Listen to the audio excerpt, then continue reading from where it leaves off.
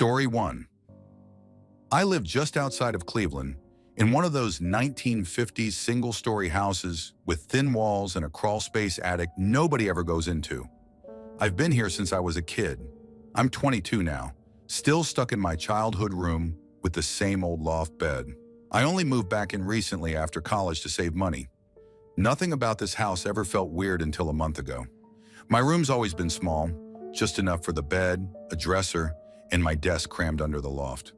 The attic hatch is directly above my pillow, so close I could tap it with a broomstick if I wanted to. I never thought much about it until I started waking up at exactly 3:03 a.m. every single night. Not from a dream or noise, I just opened my eyes every night, same time, like clockwork. No alarm, no explanation, just a tight feeling in my chest and the sound of silence pressing on my ears. It started 2 weeks after I moved back in. One night I was just lying there in the dark, staring up at the hatch, when I heard something above me, a dragging sound, slow like someone pulling a box across insulation. I froze. The sound moved, soft shuffling, then a dull thump. It was right above my face. I thought maybe a raccoon had gotten in, or a squirrel. This house is old, it happens, but I don't know why I did what I did next. I knocked. I didn't even think about it. I just lifted my hand and tapped the ceiling above me. Shave and a haircut. You know the rhythm. 2 bits. I don't know why. Maybe I wanted to prove it was nothing, that it wasn't something to be afraid of. It stayed quiet. I was about to laugh at myself when, from the ceiling not a foot above my face, it knocked back. Perfect rhythm. Same timing. Shave and a haircut. 2 bits. I sat up so fast I smacked my head on the bottom of the loft. I didn't scream, didn't move. I just sat there with my breath stuck in my throat and my heart hammering. I remember whispering, "What the hell was that?" over and over. I didn't sleep that night. I didn't even move until the sun started coming up. I convinced myself I imagined it. Sleep paralysis, hypnagogic hallucination. I studied psychology. I knew all the explanations, but it didn't feel like that. It felt too deliberate, too real. That night I stayed up on purpose. Lights off, sitting at my desk under the bed. Just waiting. 3:03 a.m. came, and I heard it again. Shuffling, dragging, a soft tap, like fingertips brushing the attic floor. I didn't knock this time. I couldn't. My hand was shaking so bad I had to sit on it to keep from doing it again. I just stared up at the hatch, barely breathing. Then I heard it whisper, not from the attic, from right next to my ear. It said my name, just once. Quiet, slow. Eli. I swear to God I felt the breath on my skin. Warm, wet, too close. I jumped back so hard I knocked my chair over and hit the wall. I flipped on the lights, tearing the room apart looking for someone, something. I even yanked open the attic hatch with a broom handle. Nothing. No face, no eyes peering down, just old insulation and dead silence. I didn't stay the rest of the night. I grabbed my keys and sat in my car until sunrise. Here's the part that messes me up the most. It hasn't happened since. No knocking, no whispering. Number 303 wake-ups, nothing. I've tried sleeping in other rooms. I'm fine. Hotels, I sleep like a rock. Story 2. I never thought anything weird would happen in our house. We lived in a standard 2-bedroom semi on the edge of town in Oldbury, West Midlands. Nothing fancy. Brick walls, creaky floorboards, single glazed windows that whistled when it got windy. My name's Dan. I was 12 at the time, and like any kid my age, I was obsessed with gadgets, especially my PSP. Not just for games, I'd figured out how to use the camera attachment to record videos. Back then, that felt like having a spy device. My older brother Jay was 16. He was an arsehole, honestly. Always teasing me, winding me up, slamming my bedroom door while I was doing homework just to piss me off. One day he shoved me into a wall so hard I knocked over the laundry basket, and Mom went mental. So I decided I'd get him back. Not with a fight, I was too small, but by spying on him. My older brother Jay was 16. He was an arsehole, honestly. Always teasing me, winding me up, slamming my bedroom door while I was doing homework just to piss me off. One day he shoved me into a wall so hard I knocked over the laundry basket, and Mom went mental. So I decided I'd get him back. Not with a fight, I was too small, but by spying on him. There was this small gap under his door, enough to prop the PSP camera against with a sock to stop it sliding. That night, when he was downstairs watching TV, I set it up quietly and pressed record. It wasn't going to catch anything amazing, but I figured I'd maybe see him scratching his bum or picking his nose and show it to my mates at school. That sort of thing. I let it record for 10 minutes. Then I snuck it back out and shoved it under my bed before he came back up. He never knew. The next day, I completely forgot about it until I got back from school. I sat on the floor, plugged in my headphones, and started watching the footage. First thing I noticed, the room was completely empty. Jay hadn't come upstairs yet, but the office chair in his room, the black leather one he got from Argos, was right in the center of the screen. Still, nothing odd. I tapped the fast forward just to skip ahead. About 3 minutes in, the chair starts turning. Not a lot at first, just a tiny movement, like it shifted slightly, the way it might if someone walked past it too quickly. But the room was empty. You could see the whole space. The bed was unmade. His hoodie was thrown over the radiator. Nothing was moving except the chair. I paused it, rewound, watched again. It definitely moved. I kept watching. A few seconds later, it turned more. Slow, deliberate. Like someone had grabbed the back and was twisting it around. Not quickly, not randomly. It moved exactly 90 degrees, stopped, held for a second, then turned again. Another 90 degrees. One full spin, like a slow-motion carousel. Then nothing. The room stayed completely still after that. I felt something rise in my throat, like I was going to gag. It was that cold panic, like when you nearly fall off your bike or miss a step on the stairs. I yanked the headphones out, just sat there staring at the PSP. The next thing I did was stupid. I went into Jay's room. He wasn't in. The chair was there, right where I saw it. I reached out, touched it, gave it a nudge. It squeaked, just like it did in the video. I spun it gently just to see how it felt. It didn't spin easily, not without effort. It was heavy at the base, had some resistance. You couldn't just breathe on it and make it move like that. Then I looked at the floor.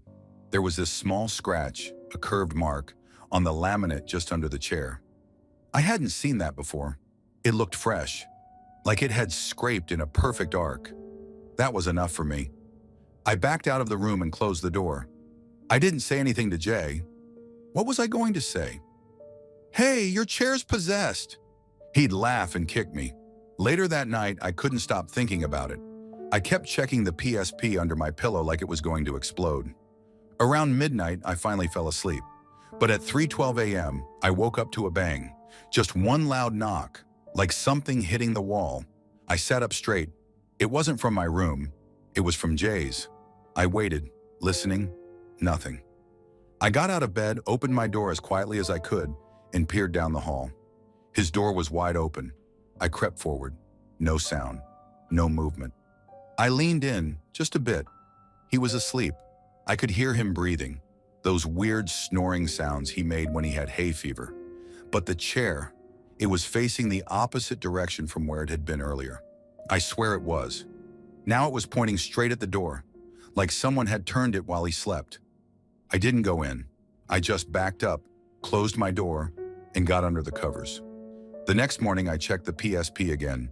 It had been recording the whole night. I skipped through, scanning the timeline. Around 3:11 a.m., a minute before I woke up, there was movement.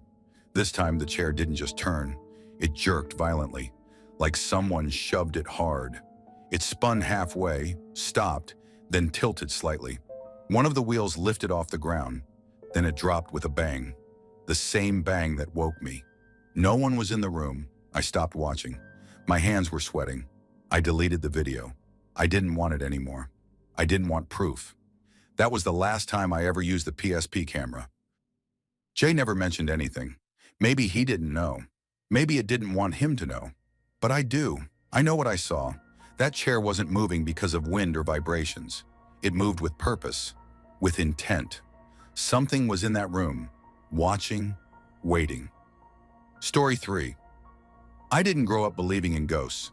My family wasn't superstitious. My dad's a contractor, the kind of guy who rolls his eyes at ghost shows and tells you the cold spot in the hallway is because of bad insulation. We lived in an old split-level house outside of Akron, Ohio. Not exactly prime haunted house territory, but still there were things about that house that always made me feel off. I'm not talking about creaky floorboards or flickering lights. I'm talking about this heaviness. It hit you the second you walked into certain rooms. Like the air was thicker somehow. Like something was standing just behind you, watching. I brushed it off for most of my life. My room was fine. The living room was fine. But the guest bedroom at the end of the hall, we started calling it the spooky room after what happened there. But before that, it was just the guest room. No one ever liked sleeping in it, not even the dog. I only started really questioning things after a summer when I was maybe 13 or 14. My cousin Billy came to stay for a few weeks. He was older than me by a few years, kind of rough around the edges, big into dirt bikes and cheap horror movies. He was staying in that back bedroom while he helped my dad with some garage repairs. The rest of us had gone on a short vacation. Me, my mom, my sister. Just a beach trip. Billy stayed back to help out and house sit. Seemed normal enough. When we got back, Billy was quiet, different. He left the next morning without really saying goodbye. I didn't find out why until years later, when he finally told me. We were drinking in his garage after a family get-together, just the two of us, and out of nowhere he goes, "You ever feel weird in that back room?" I laughed. "You mean the spooky room?" He looked dead serious. "Don't call it that. That room's fucking." Then he told me what happened. That night he'd just gone to bed. My dad had turned in early. Nothing unusual. Billy said he'd stayed up playing games on his phone for a bit, then finally turned the lights off around midnight. He was lying there trying to fall asleep when he heard the garage door creak open. The garage was connected to the side of the house, and you could hear it from that back bedroom. He figured my dad had gone out to get something. No big deal. But then he heard the door from the garage into the house open and close. Footsteps. Someone walking through the kitchen. He said it was slow, deliberate, like someone trying not to make too much noise, but not trying hard enough. Then he heard his name. Billy. He thought it was my dad at first. Maybe something happened. Maybe he needed help with something heavy. "Billy," the voice said again, closer now. "Billy, come here." Billy sat up in bed, heart going fast. He called out, "Yeah? Uncle Rick?" No answer. He got up, opened the bedroom door. The hallway was dark. Then he heard it again, but this time it was louder, more urgent. "Billy, Billy, Billy, help me!" Billy rushed down the hallway toward my dad's room, turned on the hall light, and threw open the door. My dad was asleep, out cold. Woke up pissed off and confused, like Billy had just snapped him out of a deep dream. Billy told him what he'd heard. My dad rubbed his face and muttered something like, "You probably heard the TV," even though the TV wasn't on. Billy went back to the room. He didn't sleep. Then, and this is where it gets really messed up, it happened again. Maybe 20 minutes later, the same footsteps, same voice. Only this time it was screaming, "Billy, Billy, help, help, please!" He ran to my dad's room again, panicked. My dad was still asleep. When Billy shook him awake, he got mad, told Billy he was dreaming, told him to go to bed and stop screwing around. Billy didn't go back to the guest room. He slept on the couch with all the lights on. That was the story he told me. I remember feeling my skin crawl while he said it. It wasn't the words, it was the way he said them, like he'd been holding on to it for years, like it still scared him to even talk about it.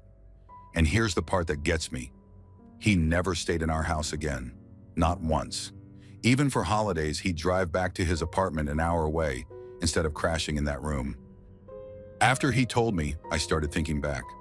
All those times I'd felt watched. The way the dog used to whine outside the guest room door, but never go in. The random cold spots, the orbs I saw in my room when I was a kid. At the time, I thought they were aliens or whatever my brain could make sense of. But now I wonder if that was just what my mind told me so I wouldn't panic.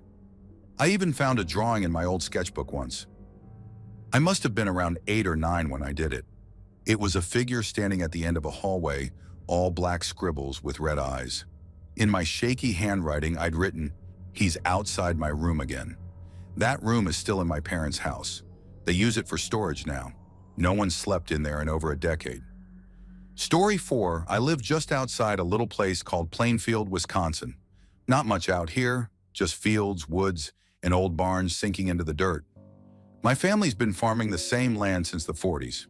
Dairy mostly, until recently. I still work the crops, rent a few fields from my cousin Mike. It's quiet out here, isolated. You hear things at night, but it's usually wind, coyotes, or old pipes groaning. I've never believed in ghosts. Still don't, not really. But something happened to me in the fall of 2015 that I haven't been able to shake. Now, if you ask anybody, I've told the same version of the story 100 times.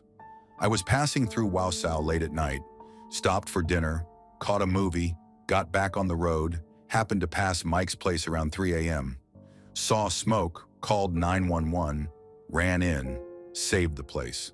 That's the story, but it's not the truth. Here's what actually happened. I'd gotten home around 10:30 that night. Wasn't out anywhere. Wasn't driving around looking at equipment like I told people. I was just tired. Been hauling corn all day and my lower back was screaming. I threw on some sweats and crashed out early. Didn't even shower. Sometime before 3 a.m., I woke up to light hitting my face. Harsh, like someone had flipped the overhead bulb on full blast. I squinted and looked toward the door. It was wide open. And standing right there, right in the doorway, was my father. He'd been dead 2 years. He had on his old bib overalls, denim, dusty, frayed at the knees. He hadn't worn them since before he quit milking, and I'd buried him in a suit. But there he was, looking exactly like he used to when I was a kid, and he'd shake me out of bed at 4:30 to go help his brother Gary with hay or silo work. I stared at him for a second, frozen. I couldn't even breathe. He looked right at me and said, "Get up. You have to go help out at Gary's." Same words he used to say back when I was 15 and pissed about missing Saturday cartoons. His voice was firm but calm, familiar. I said, "In the morning," still halfway asleep, like I was talking to a memory. Then his face changed. His tone dropped. He barked, "No, right now." It snapped me out of it. I sat straight up, heart hammering. The doorway was empty, but the light was still on. My room light, the hallway light too. Both were off when I went to bed. I never sleep with them on. I got out of bed, kind of shaky. I walked to the door, stood there a minute, nothing, just silence. I tried to come up with some explanation, sleepwalking maybe, or a vivid dream, but it didn't sit right. My door was latched. Lights were off. I'm a light sleeper.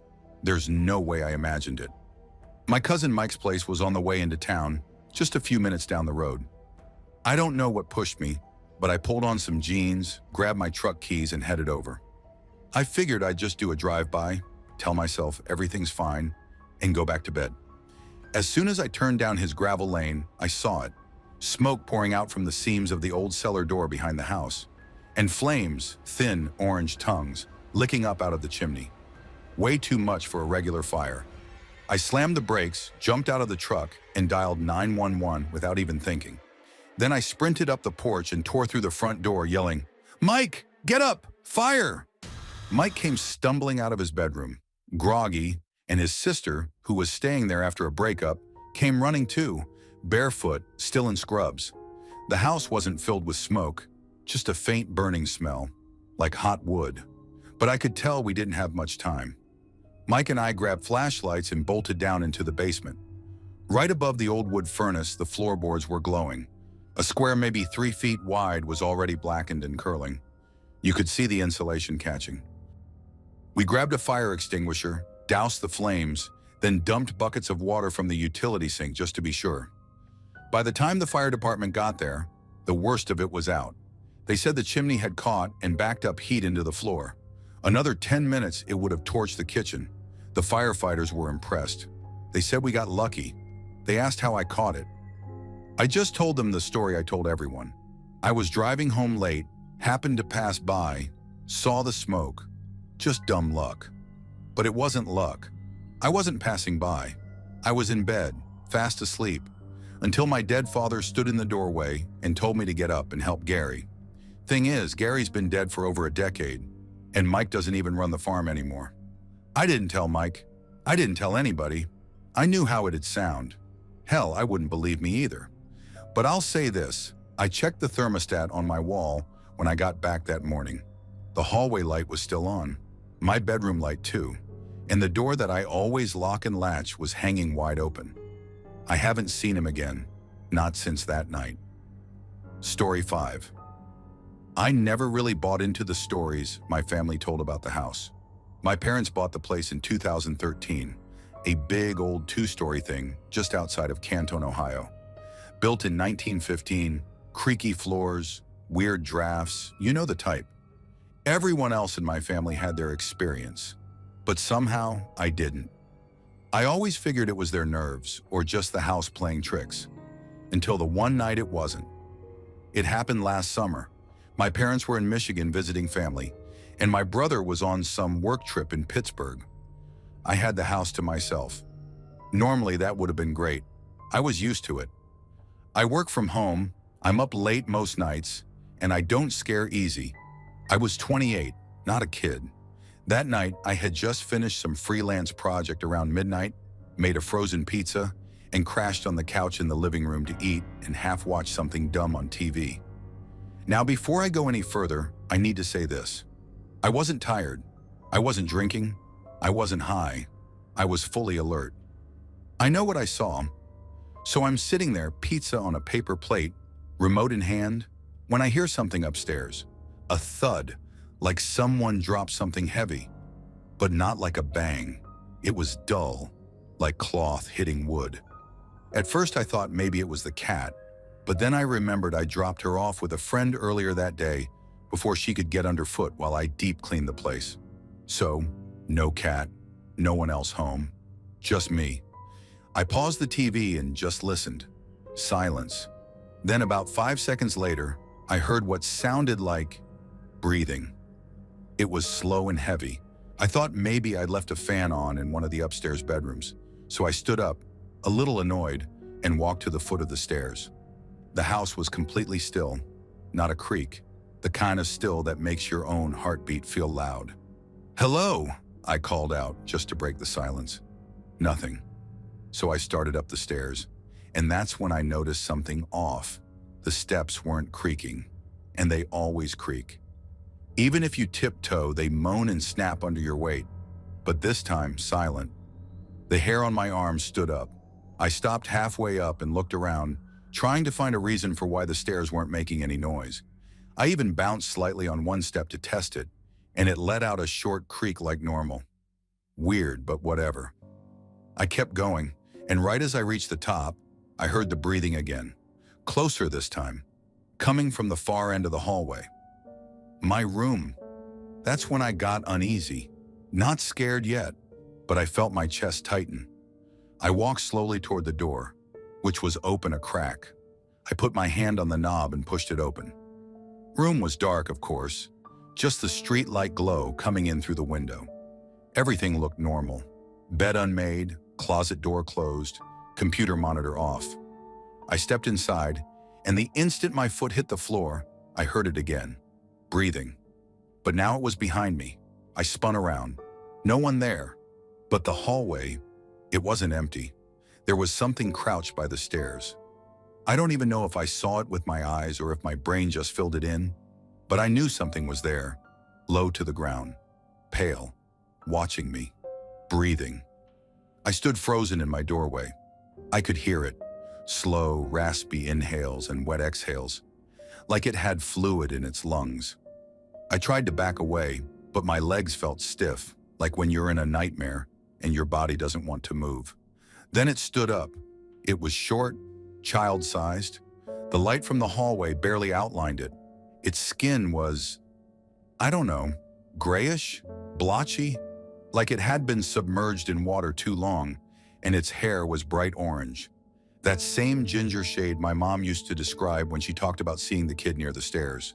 It turned toward me, and that's when I saw its face. It wasn't right. The eyes were sunken deep, completely black. No whites, no expression, just two endless holes. The mouth hung open, but didn't move. The breathing didn't match its body. It was like the sound was coming from somewhere else, and it was just standing there, like it was listening to how I reacted. Then it moved, not walked. It slid, like it skipped a frame of reality and suddenly got closer. I slammed my door and locked it. The knob immediately started jiggling, just like my brother had described. That loose, metallic tick, tick, tick, like someone trying to figure out how the handle works. I stepped back, heart pounding so hard I could feel it in my teeth. It kept going, jiggling, fast, then slow, then just stopped. Total silence. Then I heard it. Step, step, step. Back down the hall. Then the floorboards by the top of the stairs groaned, and then nothing. I didn't sleep that night. I sat in the corner of the room until morning with a knife in one hand and my phone in the other. I thought about calling someone, but who the hell do you call for something like that? The cops? At sunrise, I opened the door. Nothing there. No footprints, no sound. But the hallway smelled weird, like copper and mildew. I haven't seen it since. No one has. But the next day, my mom called me from Michigan. First thing she said was, "Did something happen last night?" I asked why. She said she woke up in the middle of the night and saw that same ginger kid standing at the foot of her bed in the guest room, just standing there, soaking wet, breathing like he was drowning. Then he vanished. And that's the last time anyone's seen him. Story 6. I wasn't living in a haunted house, not really. It was a basement apartment in Bloomington, Indiana, 10 minutes from campus. I was doing my master's in clinical psychology, which meant I had no money, no sleep, and barely any time to eat. I rented the place from this retired woman named Ruth. Sweet old lady, super polite, never intrusive. Her house sat above mine. We shared a front entrance, but she had her space and I had mine. She had the kind of house that looked exactly like how you'd picture an older woman's place. Wind chimes, bird feeders, framed needlepoint everywhere. But it had this stillness to it, like the house itself was holding its breath. My apartment was clean, finished, and cozy enough, but it always felt cold, like deep cold, even in July. I kept thinking it was just a basement thing. The layout was simple: small open kitchen, living area, then a narrow hallway leading to the bedroom and a cramped bathroom. The stairs to Ruth's place were behind a locked door right by the kitchen. I could always hear her unlocking that door when she wanted to come down and ask me something, always during the day, always with a knock. One night, maybe 10 days in, I was in bed scrolling through notes on my laptop. I remember the time clearly because I just checked the clock, 1:54 a.m. The apartment was quiet, dead quiet. I hadn't left the TV on, and I was too tired for music. I was starting to doze off when I heard the floor creak. Now, creaking isn't unusual in old houses, but this one started on the stairs. At first, I thought maybe Ruth had some kind of emergency, but then I realized I hadn't heard the door unlock. Her door has a specific sound, like 3 clicks in quick succession, then a low groan when it opens. You can't miss it. But this time, nothing. Just the sound of footsteps descending. Heavy, dragging steps, like someone was walking in boots that didn't quite fit. I sat up. My heart was pounding before I even realized I was scared. I got up, padded quietly to the edge of the hallway, and stared toward the kitchen, where the stair door stood shut. I could hear each step. They weren't fast. They were slow, deliberate, like whoever was on the other side knew I could hear them. Then they stopped, right at the bottom of the stairs. I didn't move. I didn't even breathe. I just watched that door. It stayed closed. But then the knob started to turn, slowly, then a little more firmly, click, click. It didn't open, but something was trying. No knock, no voice, just twisting the knob like they were confused about why it wasn't opening, or angry. I backed up slowly toward my bedroom. I wanted to call someone, anyone, but my phone was still charging next to the bed. I didn't want to turn my back, so I just walked backward and kept my eyes locked on the door. Then I heard something that still makes my skin crawl. A voice, right through the door. But it didn't belong to Ruth. It didn't belong to anyone, not really. It sounded wrong, like someone imitating human speech, but getting the cadence all off. And it only said one thing. "Are you in there?" I froze. The voice wasn't loud. It was just on the other side of that door, soft and curious, like a child pretending to be polite. Then silence. And then the knob stopped turning. I waited, breathing as quietly as I could, every muscle locked up. After maybe 10 seconds, I heard the footsteps again, this time walking away, slow and heavy, back up the stairs. One by one. I stood there for a full 5 minutes before I finally dared move. I didn't open the door. I didn't call Ruth. I didn't even grab my phone. I went into my bedroom, shut the door, and locked it. I pulled the blanket over my head like I was 5 years old again. I didn't sleep, not even for a second. By morning, I told myself maybe Ruth had sleepwalked, or maybe someone else in the house, though I never saw anyone else living there. When I saw her that afternoon out in the yard watering her violets, I tried to bring it up casually. "Hey, did you come downstairs last night?" She looked confused. "No, honey, why?" I shrugged. "Just thought I heard something." She smiled like nothing was out of the ordinary. "Old houses talk, you know." Yeah, they talk. That wasn't the end of it entirely, but it was the only time something that direct happened. I didn't sleep properly for the rest of my time there. Always on edge, always waiting to hear that voice again. On the night before graduation, my family flew in from Boston. There wasn't enough space in the apartment for all of us, so I booked a room at the Marriott near campus. That night was the first peaceful night of sleep I'd had in 2 years. Story 7. I never believed in haunted houses, not even after the first crucifix showed up. I'm from Harrisburg, Pennsylvania, lived there all my life. Our house is a normal 3-bedroom split level with brown vinyl siding and a leaky back porch. My parents bought it cheap in 2007 during the housing crash. It's not old, built in the late 80s. Nothing special, nothing spooky, just a place to live. The weird stuff started after my dad left for a work trip to Brazil. He does environmental contracting, gone for weeks sometimes. Mom's a nurse. My sister Chloe and I were in high school then. She's a year older. I remember waking up to her screaming. I mean full-blown screaming. Not the "there's a spider in my room" kind. I thought she was being murdered. I jumped out of bed, bolted across the hallway, and flung her door open. She was standing on her bed, white as a ghost, pointing around her room like she couldn't even speak. Every single thing that had been in our attic was now inside her bedroom. I mean everything. The box of Christmas lights that hadn't worked since 2011, the broken Hoover vacuum, my dad's old hiking boots, a bin full of stuffed animals that belonged to a cousin who died young, boxes and boxes stacked up around her dresser, our old microwave, the plastic Halloween decorations with rat nests inside them, all of it. And none of it had been tossed around like someone dumped it in.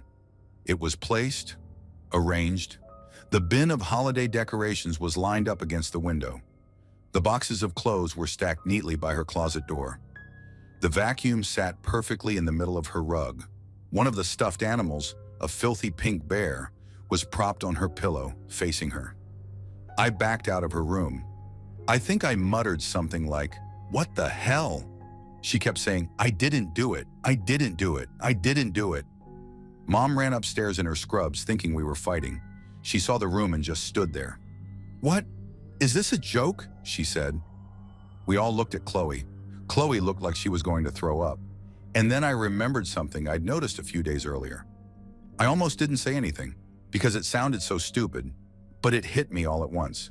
"Hey, does anyone know where these crucifixes came from?" Mom blinked. "What crucifixes?"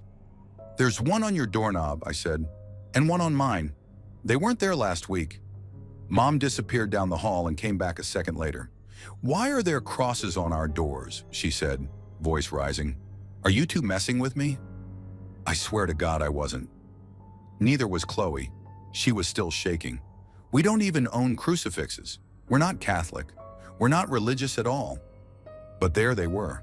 Cheap little metal crosses hanging from bits of twine on all 4 bedroom doorknobs. Later, we went into the attic together. Mom, Chloe, and me. There was nothing left up there. Not a cobweb, not a scrap. The wooden floor was clean, like cleaner than it should have been. You could see where the boxes used to be from the dusty outlines, but it was just empty. It made no sense. Chloe's the laziest person I know. There's no way she could have moved all that stuff by herself, arranged it that way, and done it all quietly. She's scared of the attic ladder. She wouldn't even go up there for Christmas lights without making me do it. And Mom works night shifts. I was either at school or home. I'd have heard something. None of us said the word ghost. We just didn't talk about it. We moved the stuff back upstairs slowly over the next few days. Not that it mattered. Once that night happened, the house didn't feel right anymore. You know that feeling when someone's behind you, even though you're alone? Multiply that by 10. That's what it felt like walking past Chloe's door. A week later, I noticed my crucifix was gone. Just gone. I asked Chloe. She said hers disappeared too. Then Mom's. We never found them, not even in the trash or under the beds. Just gone. It only happened once. No other weird sounds, no moving furniture, no ghost sightings. But to this day, no one's ever explained it. Not even close. It's one thing to lose stuff or to find something out of place and chalk it up to sleepwalking or pranks. But who moves 20 years worth of attic junk in the middle of the night without waking a soul, places it in a pattern, and then cleans the attic floor so perfectly it looks new? Who makes crucifixes out of nothing and hangs them like warding signs, only for them to disappear after the fact? I've tried to rationalize it. I've wanted to rationalize it. That Chloe was messing with us. Or maybe Mom was losing it. But deep down, I know better. I saw her face that morning. I know terror when I see it. And that pink bear? The one that was on Chloe's pillow? We burned it, Chloe insisted. She took it into the backyard and lit it with Dad's Zippo. Said it had been whispering to her the night before. I thought she was joking, until I saw her standing out there in her pajamas, eyes locked on the flames, like if she looked away, it'd come back. I haven't slept right in years. I don't go into that attic. I don't even like driving past the house now. I keep a cross in my glove compartment. We're still not Catholic, but I don't think it matters anymore. Story 8. People with overactive imaginations. But something happened when I was 16 that made me stop laughing at those stories. I don't talk about it much because it still makes my skin crawl. And honestly, I don't think I've ever been the same since. We lived in this big old house on the east side of Cleveland, not far from the lake.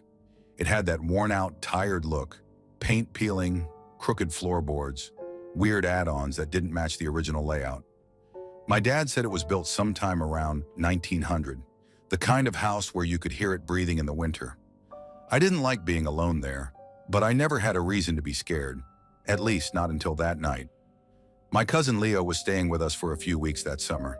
He was a year older than me and always had some techie crap with him.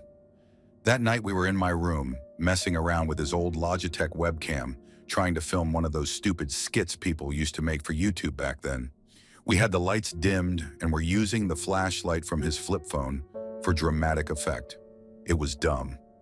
We were just setting up the shot. I was behind the camera adjusting the angle while Leo stood in frame, pretending to do some over-the-top monologue.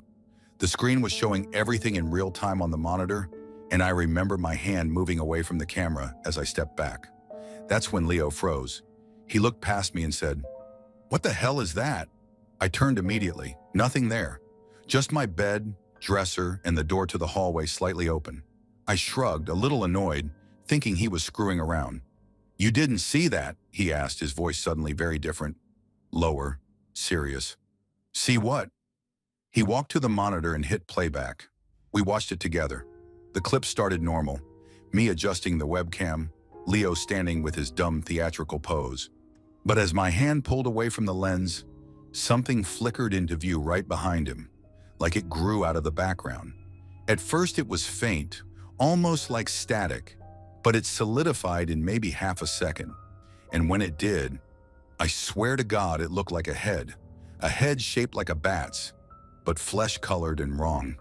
It hovered just behind Leo's shoulder, then snapped downward and vanished, like it dropped into the floor. We both jumped back from the screen.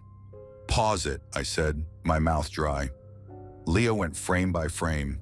You could actually see the thing forming, pixel by pixel, and then just disappear. No wings, no body, just that head. No sound either. Just the low hum of my ancient desktop fan in the background. "Dude, what the fuck is that?" Leo whispered. I didn't know. I still don't. I remember stepping out into the hallway, trying to rationalize it. Maybe a glitch, a shadow, a bug flying close to the lens. But none of that explained the shape or the way it moved. And more than anything, it didn't explain how real it looked. The worst part was when Leo said, "It looked like it was looking right at me." He wasn't wrong. When we paused the frame just before it dipped out of sight, the thing's face, if you can even call it that, was angled directly at him. No eyes, just sunken black pits in this twisted sort of sneer. Not a human face, not an animal either. Just wrong. We didn't finish filming. We just sat in silence for a while. I kept thinking about the attic door halfway up the stairs. You could see it from the bottom landing. Just a piece of wood leaning against the frame, like someone had ripped it out years ago and never bothered to reattach it. Behind it was this crawl space with old newspaper clippings on the wall. I'd only been in there once. Every face in those clippings had the eyes scratched out. Not cut or torn, scratched like someone took a key and dug them out with purpose. I didn't sleep that night. Neither did Leo. He moved back in with his dad the next morning. He never came back to the house again. A couple weeks later, I tried to show the video to my brother. I opened the file and it played fine. But the frame with the thing in it? Gone. The whole moment had glitched over, like someone had scrubbed it clean. I know what we saw. I know what was there. But it was just gone. We moved out of that house 2 years later. I've never been back. I don't think I ever will. And I never saw anything like that again. Story 9. I've only told this story once, and I regretted it because the guy laughed, said it sounded like a bad horror movie. So I don't bring it up anymore. But if you've had something happen that you can't explain, maybe you'll get it. This happened in 2008. I was 13. We had just moved into a rental house in North Dakota, middle of nowhere, just outside a town called Velva. Real quiet place, old farmhouse, chipped blue paint, one of those creaky wraparound porches. We were only the second family to live there in over 60 years. The landlord was this guy in his 70s who acted like the house was a burden he couldn't get rid of. It was February. That night, I remember it was cold as hell. Wind kept knocking against the windows. My mom was out on the night shift at the hospital, and my dad was in the garage trying to fix the water heater. It was just me and my little sister Abby upstairs watching cartoons. I'll get to it. So the layout of the upstairs was simple. 2 bedrooms and a long hallway that looked directly down the stairs. At the top of the staircase was a window, and from where I sat on the floor, you could see all the way to it. That hallway always creeped me out. No real reason, just the way it felt, like walking through it took longer than it should. I used to joke that time moved slower there, but after what happened, I stopped joking. Abby had fallen asleep on the couch. I muted the TV and just sat there in the quiet. That's when I noticed the house felt off. I don't know how else to say it. The cold felt heavier, like it had weight. And there was this humming in the air, not loud, just enough to make the silence feel unnatural. I thought it might be something with the heater, so I got up to check the hallway thermostat. That's when I saw the man. At the far end of the hall, standing right in front of the window, was a tall man in a suit. But it wasn't a normal stance. He was stiff, like his arms were glued to his sides, and his head was tilted just slightly, like he was trying to listen to something. I remember squinting because I thought maybe it was a shadow, or maybe my dad had come in and was just standing weirdly. But I called out, "Dad?" Nothing. No movement. Then I blinked. I didn't even look away, just blinked. And he was gone. I walked to the hallway slowly. Every step I took, the cold got worse. I could see my breath. In the house, my legs started shaking. I got to the spot where I thought he was standing, and there was nothing. Just the window and the old wooden floor. No prints, no sign of anything. And I swear I started to think maybe I had imagined it. I even laughed nervously. Then I turned around to go back. He was right behind me. I didn't even hear him. I didn't feel anything. I just turned and he was standing maybe a foot from my face. Same man, same suit. Only this time I saw his face. He didn't have one. I know how that sounds, but I'm not saying it was blank or blurry. It was smooth, skin stretched over where the features should have been, like wax. No eyes, no nose, just a mouth, open, wide open. His jaw was way too low, like unhinged. I couldn't scream. I couldn't move. All I remember was that mouth. It wasn't making noise, but my ears were ringing. Then I passed out. I woke up on the floor. My dad was shaking me. He kept asking if I'd fallen. I couldn't talk at first. Then I saw Abby. She was crying. She said I screamed so loud it hurt her ears, and then everything went quiet. I hadn't screamed, at least not that I remembered. My dad searched the whole house. Nothing was broken. All the doors locked. But he said the weird thing was the upstairs window, the one at the end of the hallway. It was wide open. In February, and the latch was still locked. We moved out 2 weeks later. Didn't even finish the lease. My mom claimed it was the heater problems and the cold. But I know better. That man, or whatever it was, I only saw it once. But it was enough. It looked at me without eyes, and I've never felt more seen in my life. Story 10. I live in a 2-story house in a quiet neighborhood just outside of Pittsburgh. Nothing fancy, just one of those typical cookie-cutter homes built in the early 2000s. My bedroom's upstairs, last door on the right. It's pretty big, mostly empty except for my desk, bed, and some old bookshelves I never really use. I've lived here most of my life, and until that day, I never thought twice about being alone in my room. It was October 2020. I remember the date clearly because it was a Wednesday, and we had that dumb virtual spirit week at school. That day was Crazy Hat Day or something. I wasn't wearing one. I was in 11th grade, logged into my English class on Zoom around 10:15 in the morning. I just finished answering a question when it happened. So my setup, just so you get the picture, my desk is right under the window facing the backyard. When I'm sitting there, my back is to the door. I always close it before class to keep out distractions. Nobody in my house respects the red "Do Not Disturb" sign I taped on it, so I started locking it too. That day it was definitely locked. Now here's the part that freaks me out even remembering it.